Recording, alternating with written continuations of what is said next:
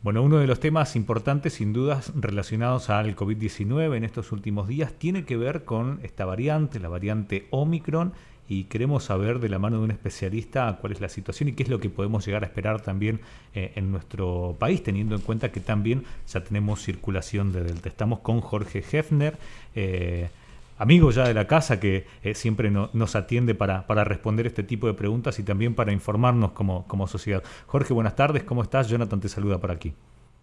¿Qué tal, Jonathan? ¿Cómo estás vos? Bueno, Jorge, se detectó el primer caso de Omicron hace pocas horas en el país y hay mucha información que no conocemos. ¿Tenemos que preocuparnos respecto de esto? ¿Qué es lo que podemos conocer? Mirá, antes de hablar un poquito de Omicron, tenemos un motivo que también preocupa, que es la variante Delta, que es predominante ya en la Argentina y está causando una ola muy, muy importante en Europa. 60.000 casos por día en Alemania, 40.000 casos por día en Reino Unido, triplicación de los casos en 2 semanas para Francia y España. Es decir, ya tenemos un motivo que hemisferio norte realmente la ola nueva por Delta está pegando mucho, mucho, mucho y acá tenemos circulación comunitaria y más del 90% de lo que circula en Argentina es Delta. Entonces ya eso nos preocupa y además la Ujú. curva preocupa en Argentina, que luego de 20 semanas de descenso ininterrumpido comienza a mostrar un incremento y estamos perforando los 2.000 casos diarios hacia arriba en la última semana y media. En ese escenario surge hace 3 semanas la variante Omicron, de la cual sabemos poco. Es una variante que muestra un nivel de cambios o mutaciones muy, muy importantes en algunas áreas críticas. Y lo que sabemos hasta ahora es primero que es muy transmisible, evidentemente Omicron es muy transmisible, es muy contagiosa, y segundo, no lo sabemos, pero sospechamos que puede bajar un poco el efecto protector que dan las vacunas. Es decir, que puede desafiarlo parcialmente, como siempre, el efecto protector de las vacunas por un conjunto de cambios en el sitio donde se tienen que unir los anticuerpos que generamos con las vacunas convencionales. Esta, Esto es pod- lo que sabemos hasta ahora. Esta podría ser Sí, la principal preocupación, Jorge, el tema de la inmunidad de las vacunas con respecto a esta nueva cepa. y en un sentido sí, lo que estamos viendo en África, que no es casualidad que surja en África, que es un continente donde no llegaron prácticamente las vacunas, cosa que venimos denunciando hace tanto tiempo, ¿no? Ahora, dicho esto, en África hay poca gente vacunada, pero lo que está llamando la atención es que hay una alta tasa de infección en personas que han sufrido previa infección. Es decir, que tendrían que estar protegidos por la previa infección, que también resulta en la producción de anticuerpos en forma similar a la vacuna. Y lo que vemos es que hay una alta tasa de infección en previamente infectados. Por lo que sospechamos, sumando al análisis que hacemos de las mutaciones, que puede haber una evasión. Siempre va a ser mucho, mucho mejor, esto hay que dejarlo claro, estar protegido con las vacunas. Mucho mejor. Pero bueno, si antes hablábamos de una efectividad de un tanto por ciento, de un 80%, hay que ver qué escaloncito baja con Omicron. Si baja a un 70%, a un 60%, todavía no lo sabemos. Pero que sea muy transmisible y que sea capaz de evadir, aunque sea parcialmente, la respuesta de las vacunas, preocupa. Y queda la tercer cuestión que tenemos que resolver y no está claro todavía. ¿Se asocia a casos de mayor severidad o no? Hasta ahora no tenemos datos que apoyen que Omicron va a desarrollar cursos más severos. No lo vemos hasta ahora, pero bueno, es poquito tiempo, así que tenemos que seguir estudiándola un tiempo más. Volviendo al tema de Delta, Jorge, Delta que, como decíamos, tiene circulación comunitaria en nuestro país y está haciendo que la curva de contagios aumente. De forma paralela, por ejemplo, hoy en Buenos Aires se dio a conocer que se va a pedir el pase sanitario a partir de diciembre también para incentivar a que las personas se vacunen. ¿Cómo analizás la vacunación en nuestro país y esta medida también de la colocación de dosis de refuerzo? Hablamos de la famosa tercera dosis y que por allí mucha gente es reticente a esto. Mira, la campaña de vacunación en Argentina está avanzando a paso sostenido. Por ejemplo, tenemos arriba del 85% de cobertura con esquema completo en personas mayores de 50 años. Se empezó con la vacunación pediátrica y avanza bastante bien. Y tenemos cierta reticencia de un sector de la juventud, gente de 20 y 30 años, que hay un 20% que se aplicó la vacuna y no está yendo a darse la segunda dosis, cosa que deberían hacer. Pero en términos generales se está avanzando muy bien.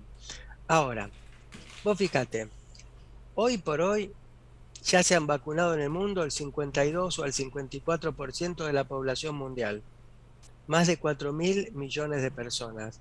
Y las vacunas han mostrado tremenda seguridad y una enorme capacidad para evitar la infección severa. Es decir, si vos estás vacunado, la chance de padecer una infección severa es al menos 15 veces menor para vos que para alguien que no está vacunado.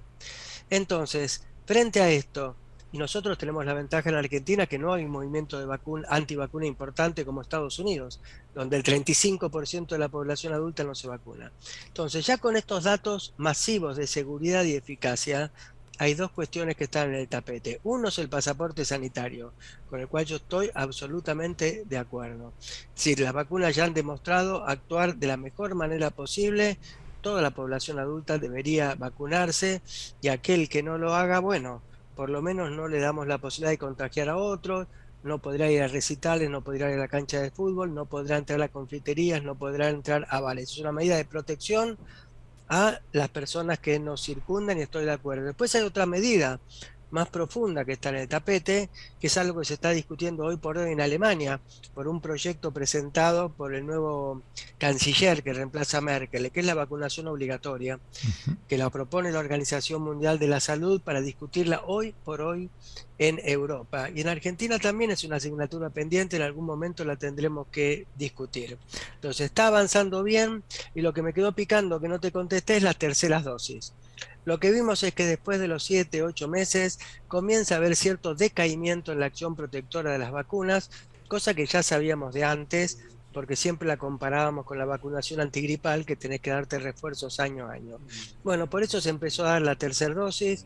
La idea es que para marzo todo el mundo mayor de 18 años tenga acceso a la tercera dosis, y los estudios, que ya son muchos con terceras dosis, muestran que vos dándote la tercera dosis aumenta entre 15 y 20 veces los niveles de anticuerpos y volvés a niveles de eficacia similares a los que tenías apenas terminaste el esquema original de vacunación.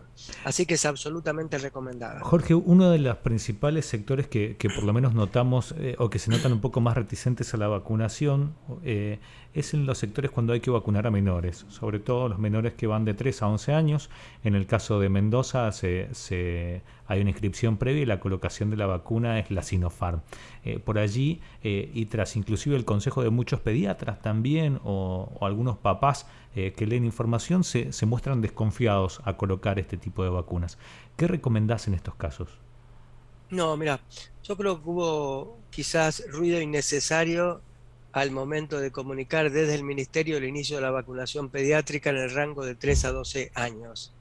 La vacuna Sinopharm es una vacuna virus inactivado. Las tradicionales es en un sentido parecida a la antipoliomielítica, la Salk, la antigripal, la antihepatitis A, es el virus enterito muerto, es decir, que no tiene ninguna capacidad infecciosa. Y ya hoy por hoy se han vacunado arriba de 3,5 millones de chiquitos en el rango etario de 3 a 12 años. Y lo que ha demostrado esa vacunación, más allá de los ruidos iniciales, es que es una vacunación muy, muy segura y muy inmunogénica.